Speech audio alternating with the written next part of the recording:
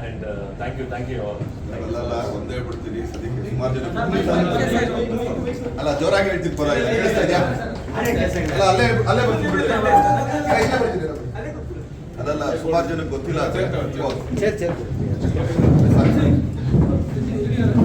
ಸುಮಾರು ಜನಕ್ಕೆ ಗೊತ್ತಿಲ್ಲ ಸೂರಜ್ ಈಗ ಅದೇ ಹೇಳ್ತಿದ್ದೆ ಏನಂದ್ರೆ ಥ್ಯಾಂಕ್ಸ್ ಅವ್ರಿಗೆ ಥ್ಯಾಂಕ್ಸ್ ಅಂತ ಇಲ್ಲ ಇವ್ರ ಸಂಸ್ಥೆಯಿಂದ ಸುಮಾರು ಜನ ನಮ್ಮ ತಂದೆ ಕಾಲದಲ್ಲಿ ಇರ್ಬೇಕಾದ್ರೆ ಸುಮಾರು ಜನ ಕೆಲಸ ಮಾಡೋದು ಅದು ಇವ್ರ ಸಂಸ್ಥೆ ವಿ.ಸಿ. ಶ್ರೀನಿವಾಸ್ ಅಂತ ಹೇಳ್ಬಿಟ್ಟು ದೊಡ್ಡ ನಿರ್ಮಾಪಕರು ಹಾಗಾಗಿ ಅವ್ನು ಹೇಳ್ತಾರೆ ಸುಮ್ಮನೆ ತುಂಬ ಚಿಕ್ಕ ಮಾತು ಅವ್ನು ತುಂಬ ದೊಡ್ಡ ಲೆಕ್ಕ ತಗೋಬೇಕು ಸುಮಾರು ಆಯ್ತು.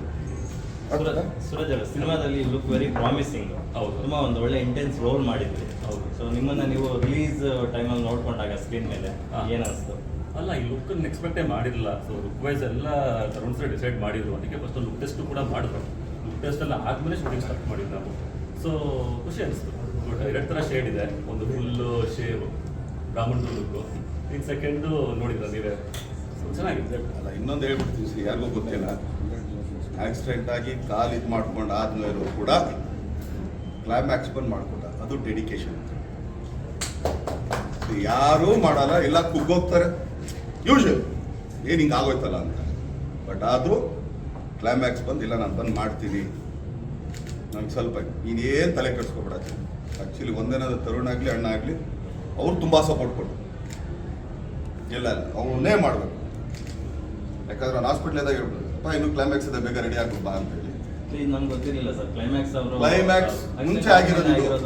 ಕ್ಲೈಮ್ಯಾಕ್ಸ್ ಅದು ಕೂಡ ಅದಾದ್ಮೇಲೆ ಡಾಕ್ಟರ್ ಪರ್ಮಿಷನ್ ತಗೊಂಡು ಈ came and it climax as well as dubbing post. ಎಷ್ಟು ದಿನ ಆಯ್ತು ಕ್ಲೈಮ್ಯಾಕ್ಸ್? ಒನ್ ಡೇ ಅವ್ರದ್ದು ಒಂದೇ ಆ್ಯಕ್ಚುಲಿ ನಾವು VFX ಸಪೋರ್ಟ್ ತೊಗೊಂಡ್ವಿ. ಬಟ್ ಸ್ಟಿಲ್ ಅಂದರೆ ಅವ್ರು ನಿಂತ್ಕೊಳ್ಳೋಕ್ಕೆ ಆಗಲ್ಲ. ಬಟ್ ಅಂದರೂ ಕೂಡ ಒಂದು ಲೆಕ್ಕಲ್ಲೇ ಅವ್ರು ಮೇಕಪ್ ವೀಕು ಎಲ್ಲ ಹಾಕಿಸಿ ಎಲ್ಲ ಕ್ಲೋಸ್ ಶಾರ್ಟ್ಸ್ ವಿತ್ ಡೈಲಾಗು ಮಾಡ್ಯುಲೇಷನ್ನು ಎಲ್ಲನೂ ಮಾಡಿ ಡಬ್ಬಿಂಗ್ ಕೂಡ ಅಲ್ಲಿ ಫಸ್ಟ್ ನಾವು ಮೈಸೂರು ಟ್ರೈ ಮಾಡಿದ್ವಿ ಡಬ್ಬಿಂಗ್ ಮಾಡಿಸ್ಬೇಕು ಅಂತ. ಬಟ್ ಅಲ್ಲಿ ಸ್ಟುಡಿಯೋ ಸ್ವಲ್ಪ ಕಂಫರ್ಟಬಲ್ ಇರಲಿಲ್ಲ. ಮತ್ತೆ ಅಲ್ಲಿಂದ ಬೆಂಗಳೂರಿಗೆ ಹೀಗೆ ಬಂದು ಮತ್ತೆ ಇಲ್ಲಿ ಡಬ್ಬಿಂಗ್ ಮಾಡಿಕೊಟ್ಟು ನಮ್ಮ ಕಾರಲ್ಲಿ ಟ್ರಾವೆಲ್ ಮಾಡೋಂಗೂ ಇರಲಿಲ್ಲ. ಅಂದರೆ ಇವಾಗ ಅಟ್ಲೀಸ್ಟ್ ಪರವಾಗಿಲ್ಲ, ಅವಾಗ ಇನ್ನೂ ತುಂಬ ಸೆನ್ಸಿಟಿವ್ ಇತ್ತು ಡೈರೆಕ್ಟರ್ ಟಚ್. ಬಟ್ ಇನ್ನೊಂದು ನನಗೆ ಗೊತ್ತಿರಂಗೆ ಇನ್ನೊಂದು 3 months ಮತ್ತೆ ಅವ್ನ ಕಲಲ್ಲಿ ನಿಂತ್ಕೊಂಡ್ಬರ್ತಾನೆ. ಇದೊಂದು ಮತ್ತೆ ಗ್ಯಾರಂಟಿ ಹೇಳ್ತೀನಿ. Thank you, thanks for coming.